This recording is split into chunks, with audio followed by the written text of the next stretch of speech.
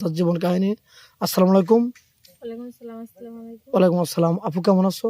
আছি আলহামদুলিল্লাহ ভাই। আপনারা কেমন আছেন? আল্লাহ তাআলা খুব ভালো রাখছে। যাই হোক, তুমি আমাদের ক্যামেরার সামনে তো আগেও আসছিলে না? হ্যাঁ, আগে বসছিলাম। আগে ভিডিও করেছো। হ্যাঁ। এখনো কি কোনো সারা শব্দ পেয়েছো? না ভাই, এখনো কোনো সাড়া শব্দ পাই না। কারণ অসহায় গরিব মেয়ে, কেউ তো সাড়া শব্দ দিতেছে না।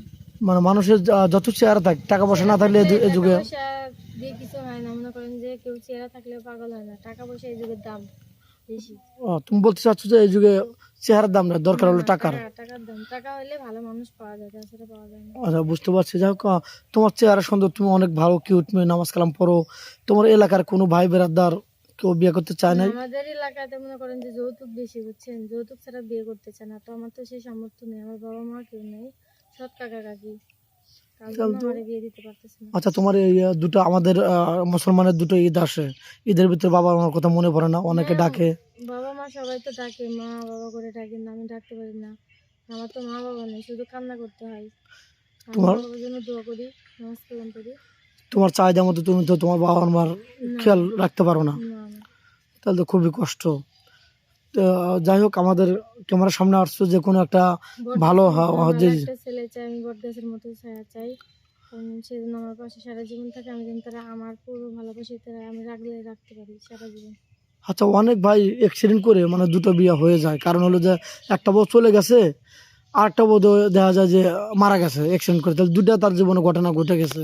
এরকম মেন্দুল তোমাকে বিয়ে করতে চায়, তুমি কি আবার ওরকম মেয়ের সাথে বিয়ে বসবে? হ্যাঁ, ইনশাল্লাহ আমি এরকম পাইলে বিয়ে করবো, বা বয়স বেশি হইলে তখন বিয়ে করবো, বাচ্চা থাকলেও বিয়ে করবো, তাতে আমার কোনো আপত্তি নেই। কিন্তু আমি একটা ভালো মনে মানুষ চাই, মাথার উপর বট গাছের মতো একটা ছায়া চাই। আচ্ছা, তুমি কি যৌথ ফ্যামিলি চাও না সিঙ্গেল ফ্যামিলি চাও? আমি দুটাই চাই, আমার কোনোটাতে আপত্তি নেই। আচ্ছা, যৌথ ফ্যামিলি হচ্ছে তার বাবা মা থাকবে, দাদা দাদি থাকবে, সবাইকে নিয়ে তুমি আগলে রাখবে, এটা হলো যৌথ ফ্যামিলি। তাহলে তোমার এটা কি তোমার ভালো হয়, নাকি শুধু স্বামীকে লাগবে সিঙ্গেল? না, না, আমার এটা হলে ভালো হয়, তার ফ্যামিলি সবার জন্য সারা জীবন ভালো রাখতে পারি, তাকে ভালো রাখতে পারি। এটা হলে সবার কাছে আমার ভালো হয়, কারণ আমার মা বাবা কেউ নেই। তারা বাবা মানে আমার মা বাবা। আচ্ছা, কোনো প্রবাসী ভাই তোমাকে বিয়ে করলো, আমাদের ভিডিওর মাধ্যমে বিয়ে করে তার বাড়িতে রেখে গেল, তুমি কি তাদের সাথে প্রতারণা করে আমাদেরকে কালারিং বানাবে, আমাদের ছোট করবে? না, না, আমি কখনো এরকম করবো না। আপনাদের উপরেও সে ভরসা রেখে আমার বিয়ে করবে, আল্লাহ তাআলার উপর ভরসা করে আমরা বিয়ে করতে পারি। আমি কখনো একা জীবনও করবো না, কারণ আমি একটা অসহায় মেয়ে, আমি একটু ভালো জীবন সাথী চাই। আচ্ছা, তোমাকে কোনো প্রবাসী ভাই বিয়ে করে বাড়িতে রেখে গেল, তার একটা আম্মা আছে, তার আব্বু আছে, তাদের সাথে কি দুর্ব্যবহার করবে, তাদের ওজোর পানি তুলে দেবে না, তাদেরকে খাবার দাবার দেবে না, এরকম কষ্ট দেবে কি? না, ইনশাল্লাহ আপনাদের দোয়ায় আমি তাদের নিজের বাবা মায়ের মতো দেখবো, তাদের খেয়াল রাখবো, যতদিন আমি বেঁচে থাকবো তাদের পরিবারে। তাদের কষ্ট দেবে না? না, কখনো আমি কষ্ট সত্যি দেব না। বলছো তো? হ্যাঁ, সত্যি বলতেছি ভাই, আমার তো মা বাবা নেই, মা বাবার আদর ভালোভাবে পাইনি।